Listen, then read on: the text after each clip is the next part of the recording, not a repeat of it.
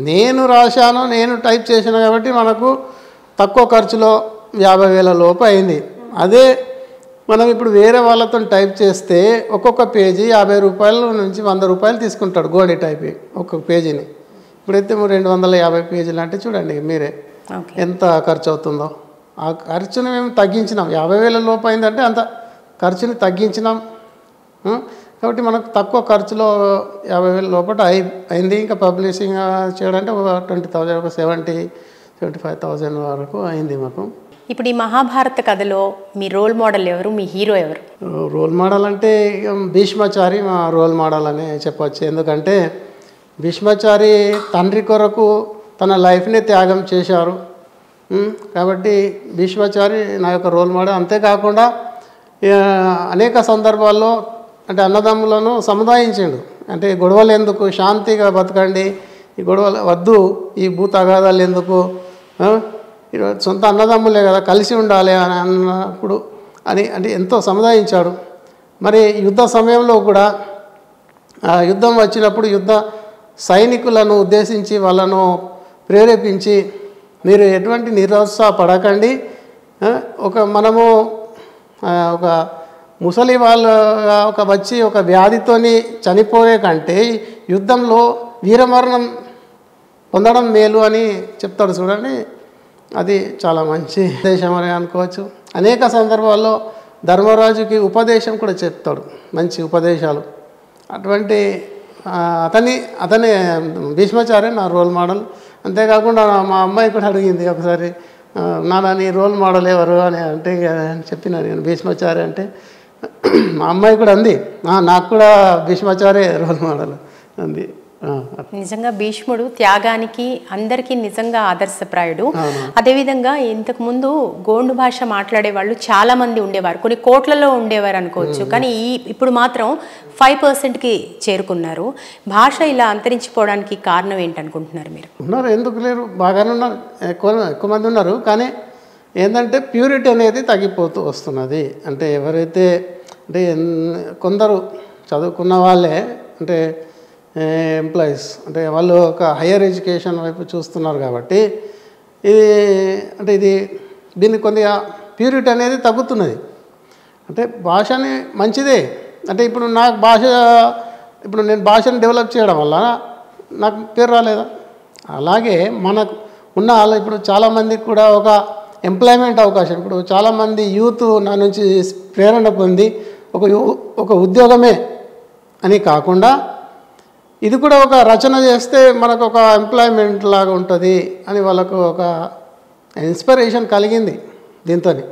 చాలామంది కూడా ఇప్పుడు నా నుంచి ప్రేరణ పొంది రచనల వైపు. మా దగ్గర ఆదిలాబాద్లో సాహిత్యానికి కొదవలేదు, ఎన్నో రాయొచ్చు, కోణాల్లో ఉంటారు. ఇప్పుడు నేనే చూస్తాం, మేము చిన్నప్పటి నుంచి మేము ఏమేమి తిన్నామో తెలుసా? చాలా రకాల అవి అడవిలో దొరికేటటువంటి గడ్డలు ఉంటాయి, అవి వాటిని ఉడకపెట్టుకొని తిన్నాం చిన్నప్పటి నుంచి. అవి ఇప్పుడు మర్చిపోతున్నాం, అడవికి మేము దూరం అయిపోతున్నాం. అడవిలో అన్నీ దొరికేవి, ఇప్పుడు అడవి లేదు. ఎక్కడికి ఏం దొరుకుతాయి అడవిలో? ఆమె ప్రతిదాన్ని ఇప్పుడు ఇక్కడ మాకు తినడానికి లేకపోతే అడవిలో వెళ్ళి అన్నీ మేము అడవిని నమ్ముకొని బతికిన. అడవి లేదు, అడవిలో పండ్లు. చెప్తుంటే ఒక మాట గుర్తొస్తుంది. ఇప్పుడు అటవీ ప్రాంతాల నుంచి గిరిజనులందరూ మైదాన ప్రాంతాలకు తరలి వెళ్ళిపోతున్నారు. సో దీంతో ఇట్లాంటి పరిస్థితుల్లో గోండు జాతి ఉనికికే ప్రమాదం ఏర్పడే పరిస్థితి అయితే కనిపిస్తుంది. అసలు ఈ పరిస్థితి మారాలంటే మీలాంటి భాషా ప్రేమికులు ఏమంటారు? అడవులకు ఆదివాసులకు చాలా దగ్గర సంబంధం ఉంది అని చెప్పాను, ఇంతకుముందు చెప్పాను. అంటే అడవి మాకు ఏంటంటే ఇప్పుడు అన్నీ కూడా ఇప్పుడు కెమికల్ ఫుడ్స్ వచ్చినాయి కదా, అన్ని సేంద్రియ ఎరువులతో పండించినటువంటి పంటలే తినడం వల్ల అనేక వ్యాధులు వస్తున్నాయి. మేము వాటిని ఖర్చు భరించి మేము ఆర్థికంగా ఎదగలేదు ఇంకా. అటువంటి సమయంలో ఇప్పుడు ఈ సేంద్రియ ఎరువులతో అంటే రసాయన ఎరువులతో పండించినటువంటి పంటల వలన తిని మేము అనేక వ్యాధులకు గురవుతున్నాం. ఇప్పుడు అడవిలో ఇప్పుడు మాకు అనేక రకాలైనటువంటి వాటి దొరుకుతాయి. ఇప్పుడు ఇప్ప పరకతో నూనె తీస్తున్నారు. అంతేకాకుండా అంటే ఆ నూనెతో ఎక్కువ పండించేవారు.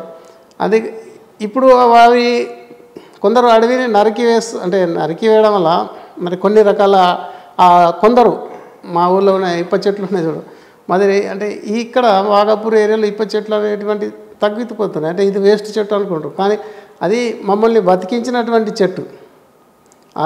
ఆ చెట్టు అది అనేక రకాల చెట్లు. ఎవరు కూడా మైదాన ప్రాంతాల్లో అంటే కొందరు వెళ్తున్నారు, అంటే ఎంప్లాయీస్ కానీ వాళ్ళంటి ఉన్నత విద్య కొరకే వెళ్తున్నారు, కానీ ఇప్పుడు అడవిలోనే ఉంటున్నారు. చాలామంది కూడా ఇప్పుడు అడవిలోనే ఉన్నారు. అంటే ఇప్పుడు గాదిగూడ ఏరియా ఉంది, ఇంద్రవెల్లి ఏరియా ఉంది, అది లోపల ఇంటీరియల్ ఏరియా. ఇప్పటికి కూడా వాళ్ళు కేస్లాపూర్ ఉంది, మొన్న వెళ్ళాను అక్కడ. వాళ్ళందరూ ఇప్పటికి కూడా ఇప్ప పరక ఏరి ఇప్ప గానుగలో నూనె తీసి అదే నూనెతోని తింటారు. అంటే అన్ని 80 ఏళ్ళైనా ఇంకా ఆరోగ్యంగా ఉంటున్నారంటే వాళ్ళ యొక్క తినే తిండి వారి అలవాటు వాళ్ళని ఇన్ని ఏళ్ళు బతికించింది. ఇప్పుడు భాషని చాలా ఇష్టపడుతున్నారు కాబట్టి గోండు భాషని ఏ స్థాయిలో చూడాలనుకుంటున్నారు మీరు? ఈ భాషను రక్షించుకోవడానికి మీ నుంచి కావచ్చు, మీ కమ్యూనిటీ నుంచి కావచ్చు, ఎట్లాంటి ప్రయత్నాలు జరుగుతున్నాయి? మా భాషని భారత రాజ్యాంగంలోని 8వ షెడ్యూల్లో చేర్చాలి. ఇక మా భాషని అంటే ఒక ఉన్నత స్థాయిలోకి తీసుకెళ్ళాలి. అనేక రకాల రచనలు రావాలి. మహాభారతం అంటే మహాభారతం కాదు, అన్ని రకాల పుస్తకాలు రాయాలి. అంటే ఇది ఒకటే అని కాదు, నేను ఒక మహాగ్రంథం ఎందుకు రాశానంటే మా యొక్క అంతరించిపోయిన పదాలు బయటకు వస్తాయనే ఉద్దేశంతో రాసినాం. కానీ అంటే మా వాళ్ళకు ఉపయోగపడుతుందనే అని కాదు, ఉపయోగపడుతుంది. తర్వాత బాగా అంతరించిపోయిన పదాలు బయటికి వస్తాయి. అనేక రకాల సాహిత్యాలు రావాలి అంటే భాషలో.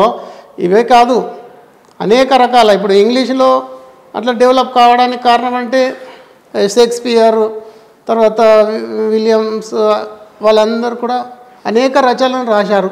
మనం తెలుగులో చూస్తే నన్నయ్య, తిక్కన, ఎర్రన, దాశరథి లాంటి వాళ్ళు అనేక రచనలు చేశారు. కాబట్టి వాళ్ళ తెలుగు భాష బాగా అభివృద్ధి చెందింది. ఓకే, అదే మా గోండి భాషలో కూడా అనేక రచనలు రావాలి, చాలా రావాలి.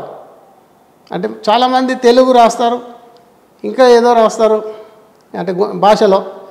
అది కాకుండా గోండి భాషలో రాస్తే మన యొక్క అంటే అంతరించిపోయిన ఏవైతే పదాలు ఉన్నాయో దాంట్లో అదే కాదు ఇది అనాలి అని రాయొచ్చు.